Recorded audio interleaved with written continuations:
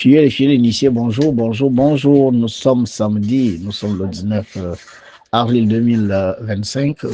Je vais faire une publication tout à l'heure et vous allez recevoir cette publication dans vos différents numéros et je vous demanderai de partager ça car une compatriote, certainement depuis l'Hexagone, m'a posé une question. Et cette question, je crois qu'elle taraude l'esprit de nombreux Gabonais et je devrais me prononcer là-dessus.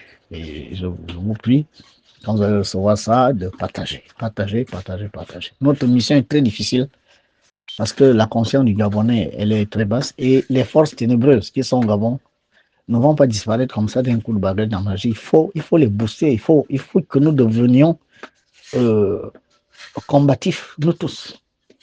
Et il faut vraiment les combattre.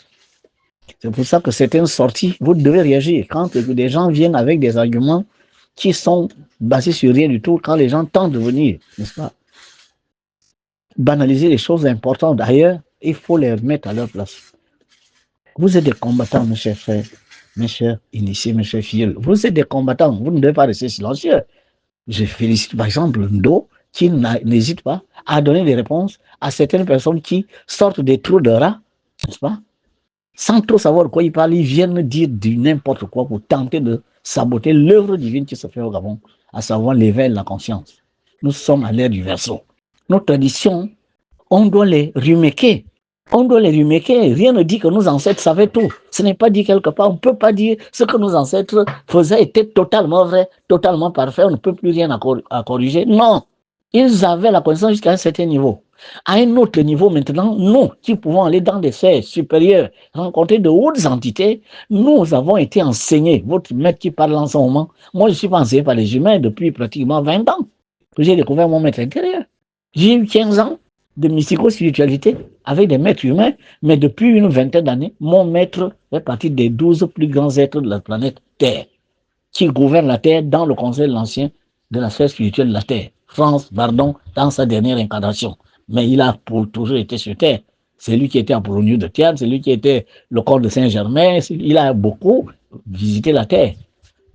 Sa dernière incarnation remonte aux années 1950, où il est venu, n'est-ce pas, nous montrer les piliers de la connaissance.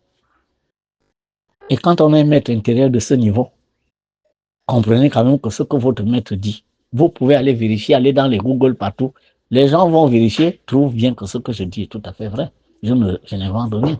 Je suis inspiré. J'arrive aussi à me projeter dans des dimensions très élevées, aussi bien du Gabon que de notre système solaire. C'est pas par pédance de vous le dire. Moi, je visite Vénus, Jupiter, dans des dimensions très élevées. Et les êtres qui m'enseignent là-bas m'enseignent sur les lois du système solaire. Mais la Terre appartient au système solaire. Comment voulez-vous que je ne sois pas suffisamment édifié des enseignements sur la Terre? Voilà pourquoi quand je viens parler, les gens vont vérifier à gauche, à droite, mais ils reviennent sur ce que j'ai dit. Il y a cette résistance des forces ténébreuses du Gabon qui n'abandonnent pas, qui ne veulent pas s'avouer vaincus. Et ils continuent, n'est-ce pas, parfois en passant pour des sauveurs, à vouloir faire revenir au Gabon les entités ténébreuses. Maintenant, par rapport à la question, et je suis très content de voir que le débat est vivant, et je suis très content de vous, vraiment, bravo, c'est ça que j'aime. Des étudiants très curieux de connaître, soif de connaissance, c'est ça. L'égoïsme vous connecte aux réalités mystico-spirituelles du Gabon. L'essénisme vous connecte aux réalités mystico-spirituelles du système solaire, notre Dieu. Voilà. Dieu n'est pas en paix, contrairement à ce que les gens pensent. Notre système solaire est bombardé en permanence par des projectiles venus d'autres systèmes solaires. Comme nous aussi, nous avons des ennemis qui nous attaquent, nous avons des sorciers qui veulent nous vampiriser, les États ont des ennemis, des gens qui veulent prendre les ressources et pour moi des grèves, des marchés. Tout ce qui est en haut est comme ce qui est en bas. Or, H-O accent circonflexe est notre Dieu, Horus des Égyptiens, ou Yeshua des essénistes. Lui aussi a des ennemis.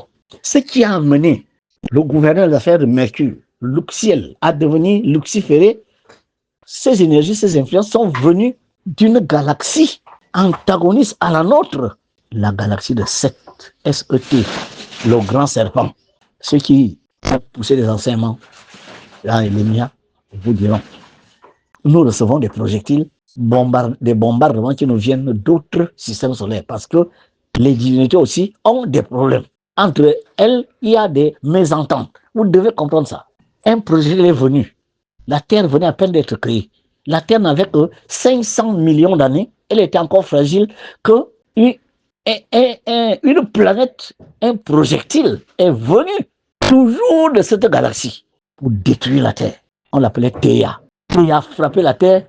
Heureusement, Dieu merci que cette collision a été, on va dire quoi, latérale. C'est-à-dire que la planète qui venait pour bousiller la Terre avec tout ce qu'elle avait n'a fait que frôler la Terre. Certaines poussières de la Terre ont été projetées dans l'espace, ont gravité pendant longtemps, plus de 100, 200 millions d'années, pour finir par créer la Lune. C'est de Lune qui est là.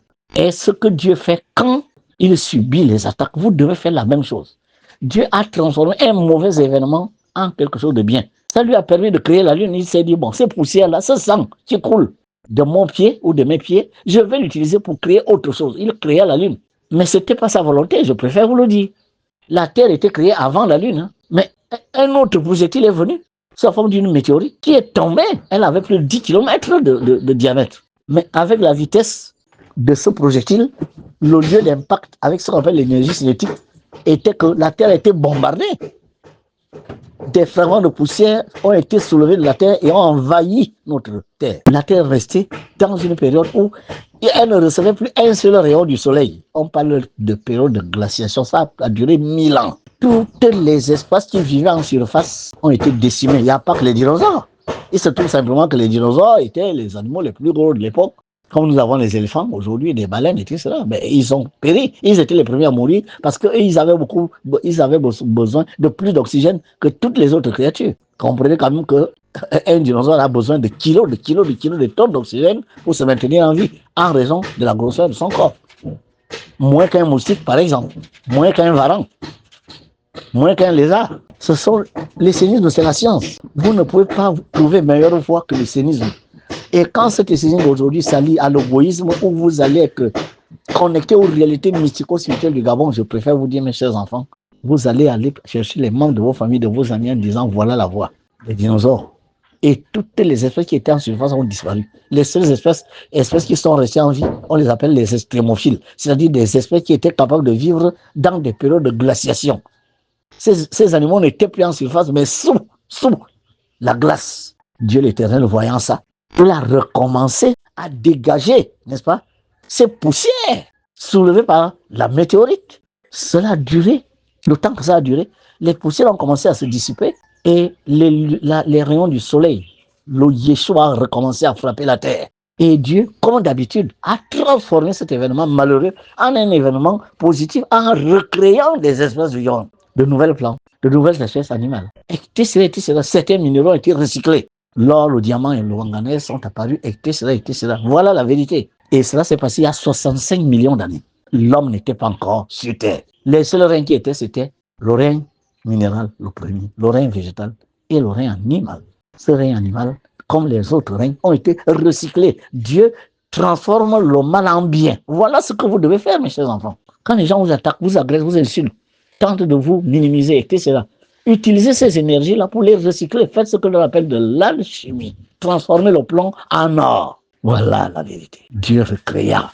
Il y a 65 millions d'années, la Terre a recommencé à recevoir les énergies du Soleil. Tout a été régénéré. Et nous ne sommes pas à l'abri d'un cataclysme de cette espèce, puisque notre Père combat toujours pour garder sa place autour du tournoi galactique. Il défend son territoire, comme le Gabon défend son territoire, comme la galaxie de la Voie lactée défend son territoire. Les divinités sont comme nous. Nous devons aider notre Père à combattre ces forces qui viennent d'ailleurs par les missions de la lumière. La lumière. Et la lumière. La lumière.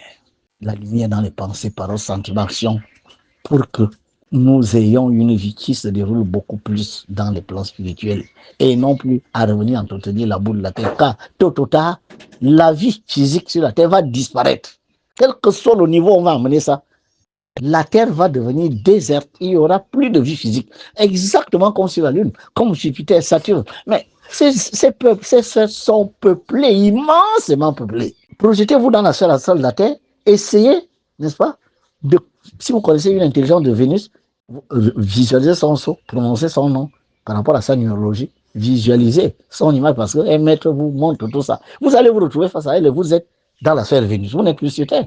Mais vous allez voir que cet endroit-là est peuplé de grandes créatures, de grandes entités. Mais le dessin de la Terre, c'est pas toujours rester là avec des gens qui machin. Quel que soit le niveau de technologie, la technologie arrivera à un niveau où tout va se détruire. Les bombes nucléaires qui sont dans les soutes, un jour vont créer ce qu'on appelle la guerre nucléaire sur Terre. Et toutes les espèces qui n'auront pas suffisamment évolué vont disparaître, seront dissoutes à jamais. Il n'y aura plus la Terre.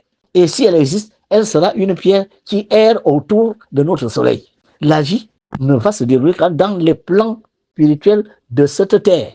C'est de ça qu'on parle. Quand on parle de la nouvelle Terre, on ne parle pas de la Terre physique. Les Occidentaux vont amener la technologie à un niveau où, tôt ou tard, la vie, les espèces de vie sur la Terre vont disparaître. Ce n'est pas seulement nous les humains.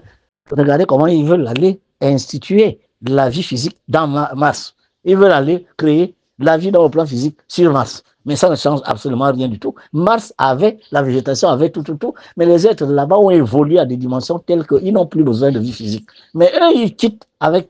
C'est comme si les pygmées devaient venir à Libreville dire on va venir ici, n'est-ce pas, créer notre monde de la forêt, on va mettre la forêt partout et il n'y a plus d'électricité, il n'y a plus rien, il n'y a plus rien. Mais ce n'est pas possible. Vous voyez que la pensée satanique inonde les scientifiques qui veulent orienter la pensée humaine, les forces spirituelles et intellectuelles humaines vers l'éloignement des vérités cosmiques. Ce plan-là n'est pas un plan divin. On n'a pas besoin d'aller peupler Mars avec nos machines et machins. Ça ne sert à rien puisque Mars était verdoyant. Mars avait l'eau, avait tout. L'Éternel a fait perdre ces choses-là parce que les êtres de Mars n'en ont plus besoin. Donc voilà un peu ce que je voulais vous dire par rapport à votre discussion. Et s'il y a d'autres questions, n'hésitez pas. Paix et grâce sur vous de la part de Yeshua le Christ, de la part de l'Église, et que Maman Héros vous protège et vous assiste en ce jour.